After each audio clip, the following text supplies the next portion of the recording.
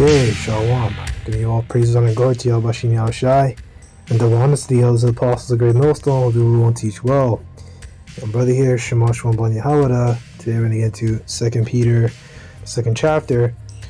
And as you know, I'm a resident, Halley's Bible Handbook spammer, right? Little commentary book spammer. So I'm going to get into this, and I'm being facetious, but I'm going to go ahead and get into this thing, so that we get a good background here. And there's nothing wrong with spamming commentaries. They're very useful to helping to explain,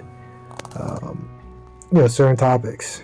They're useful, not necessarily necessary. It's not necessarily necessary. You can read the commentary for yourself and then just kind of like give a short explanation of it. You can just read the commentary.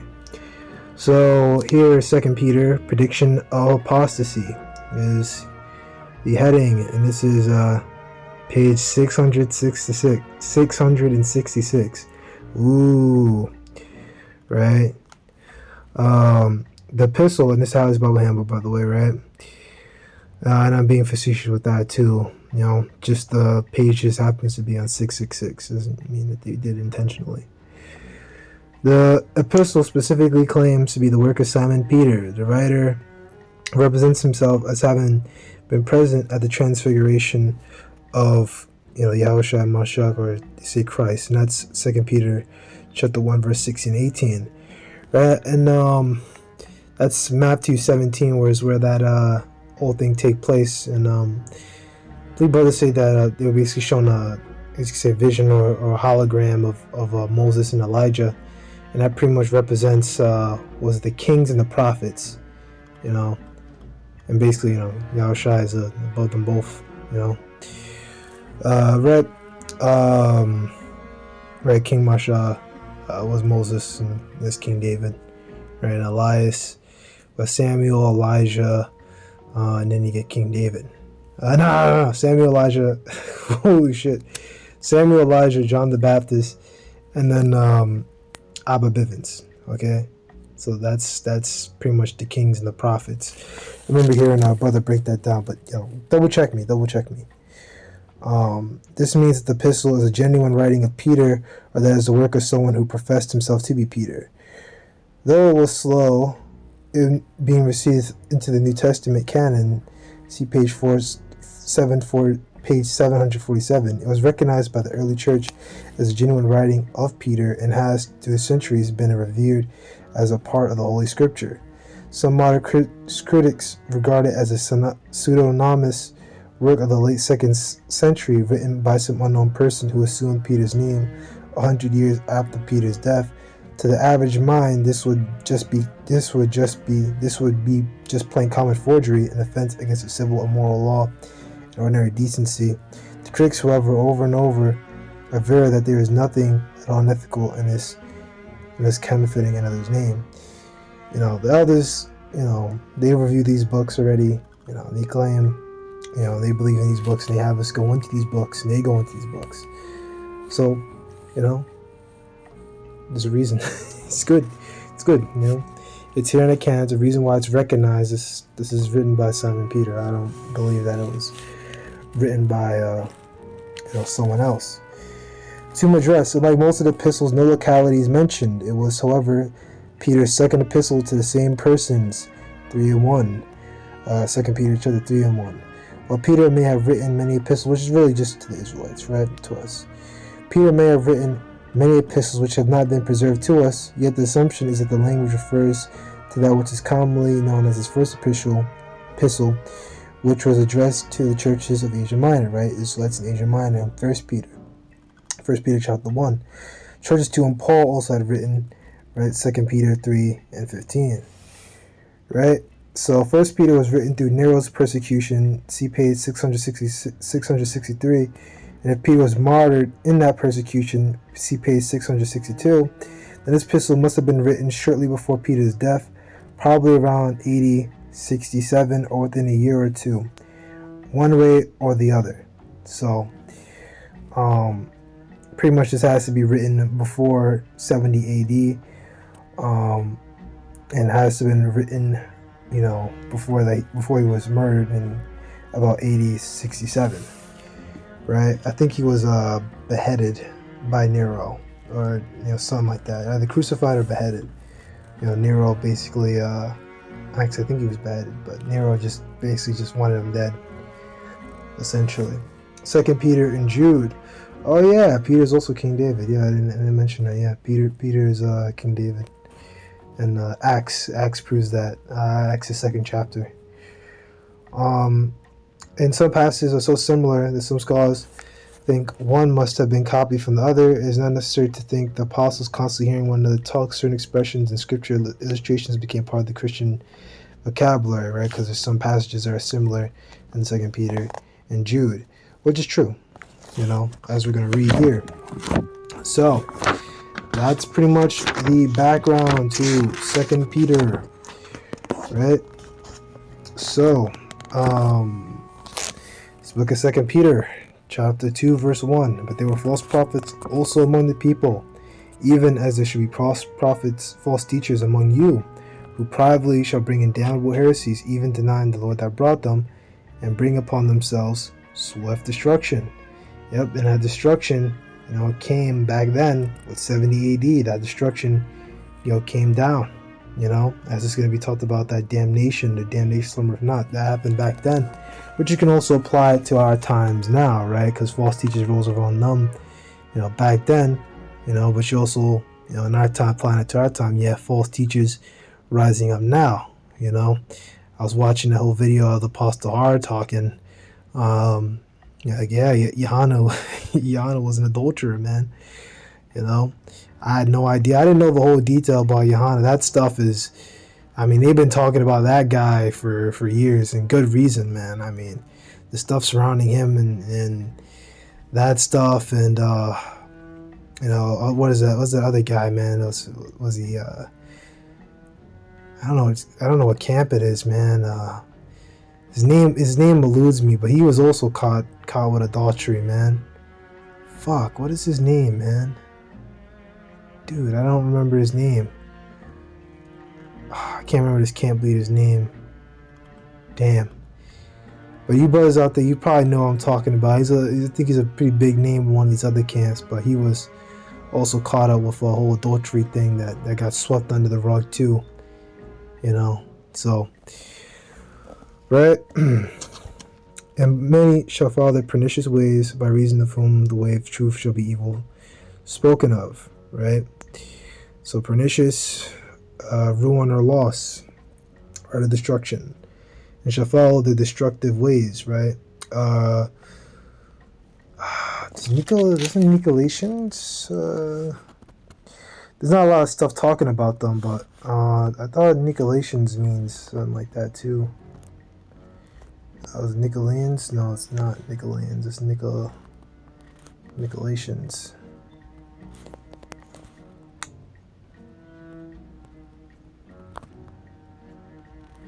Yeah, Nicolaitans. Destruction of people, mentioned in 2 Revelation chapter 2, verse 6. Slack, yeah. Verse 6 and 15, who are charged with holding the air of the land, casting a stumbling block of the church by upholding the liberty, eating things sacrificed to idols, as well as committing fornication. So, I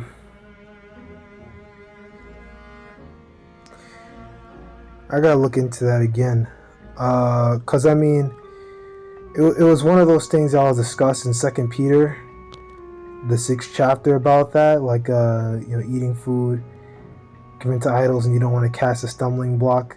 Oh, I get it. So I guess they were intentionally doing it and getting the people to go off. But there was one in 2 Corinthians that Paul discussed, like eating food offered unto idols, and how it's pretty much nothing. It means nothing. But I think he pretty much warned against doing that to cast a stumbling block to the unbeliever. Because back then you may have to eat foods in these foreign lands. You may have to eat foods that are offered up unto idols. But it's one of those things like it can't be all righteous, right? Then it pretty much warned against doing stuff like that among kind of like newcomers or proselytes in the truth. And nowadays, it's like that whole thing where you may have to go get halal food. Well, not may have to get halal food, but you may like halal food, man. Halal food is good, right? Don't be all righteous, man. If you're hungry and you want to get something that is accurate to the law, at least to a certain extent, they do offer it to idols. Law is an idol, right? But then yeah, you go get yourself halal food. Even if you get like kosher food, which I don't think there's any kosher restaurants or something. I fuck, I never seen that. I think they have their own supermarkets and stuff like that. I know at the least they have their own sections like Wegmans. They have like a kosher section. I don't know if they have a kosher meat section, but I know they have a place where you get matzahs. And that's where I got my matzahs from when I was living upstate. I'll go to Wegmans and I'll get my matzahs from there for Pesach. Some brothers say they don't like it, but man, I love them. The matzahs, I thought they taste good. I performed the Passover rites, and that box, I bought a big box. That was gone within like a few days because I just like them, and they're low in calories, and honestly, think about it, that might be a good idea to keep that in my diet. But Nicolaitans, yeah, I just wanted to mention that, right? Because destruction, it got me thinking about the Nicolaitans, right? And the Nicolaitans, I don't know when they sprout out, but they had to been around 100 AD, like the time of Domitian. So, pretty much that's a prophecy that came to pass. But I don't really know when the Nicolaitans came up. I don't think there's a whole lot of stuff about them, right? Many shall fall the pernicious ways, by reason of whom the way of truth shall be evil spoken. Let's go look at that in NLT. Okay, right? Many will follow the evil teaching and shameful morality, because these teachers, the way of truth will be slandered, right? And that's the NLT version. Yep.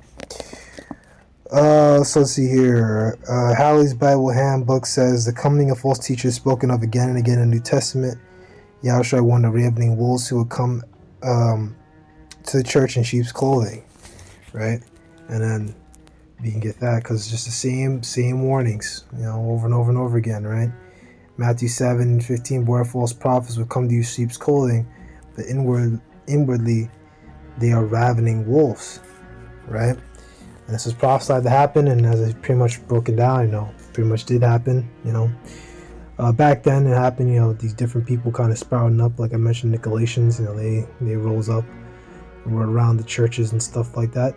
And there's another guy was a Cerinthus the heretic or something. You can look him up. He was around. Don't know if he was around. Don't quote me on that. No. Actually, no. He was around in Acts. He was around during the time of Acts. So no. But you could, he's still another false prophet, and that would be in the category what Yahushua said. But you have false prophets, false teachers rising all over the place, and I mean, just even thinking about Acts, I talked about Bar Jesus, Bani Yahushai. That was a false prophet, Elymas the sorcerer. He was around there. Thinking of something, but yeah, pretty much as I said, all this stuff, it came to pass. The false prophets, they're back on the earth. They're here now. These 2/3, they're here on the earth, and to see him garbage, selling breakdowns. Was IUIC? I mean, you look at NEAT, and the spirit NEAT's in, and I mean, just the spirit of this camp, those camps in general. I mean, they're showy and all this, Unless we're just kind of, we go out there, we keep it simple, we teach, and that's it. When you look in the scriptures, see the apostles, what they were doing. They just were out there in the corners of the places of concourse. They would teach, and that was it. They got into trouble, right? Because the Lord, caused all that. It's all His plan. But We were just out there, and she plays the concourse, and that's it, right? We do the same thing now. They weren't doing any showy nonsense. All this stuff. Even like things like matching garments. I mean, that's not really necessary, right? You shall know them by their fruits. Do men gather grapes? Grapes of thorns or figs of thistles, right? Can you pick grapes from thorn bushes or figs from thistles, right? Grapes, wine, that you can't get good stuff from, bad stuff. Even so, every good tree bringeth forth good fruits, but a corrupt tree bringeth forth evil fruit. Right? So your works, good tree cannot bring forth evil fruit, neither can a corrupt tree bring forth good fruit. For every tree that bringeth not forth good fruit, sown down and cast to the fire. Therefore, by their fruits, you shall know them, right? By a man's actions, If we say that the fruits of your labor, the results of your actions, actions, right? Right. And lead many astray, right? So they're gonna lead many astray. So we see here, right? Battles Bible Handbook, page 668, right? And we just read Matthew 7:15 that false prophets will rise, right? Be like ravening wolves, right? As you just read, right? Right, they come to you sheep's clothing, right? They'll be disguised harmless sheep, right? Sheep are kind of docile kind of creatures. Willingly, they're ravening wolves, right? Because they want your money. Some of them are out to get your woman, like Johanna. You can't even. They seem like, oh, he's a nice guy. Oh, this is my wife, and this and that, and here this guy come. You go, make a move on your wife, man. That's fucked up. That's fucked up. You got me fucked up, man. Man, you camps are fucked up. That ain't right. And apparently the guy that happened to, I think all the pastor I was talking about, he said that guy, he's like missing in action or something. Like he don't even want to do it anymore. They ruined that, man. I know that guy probably wasn't okay. I'd be fucking sad, man. I'd be like, damn, man, niggas ran one over on me. So Matthew 24, right, and 11, right, and many false prophets shall arise and shall deceive many, right. So that's pretty much the point, right? Many false prophets shall arise and shall deceive many, and that's what happened back then, and that's what happened now, right, in the years going up to 70 AD.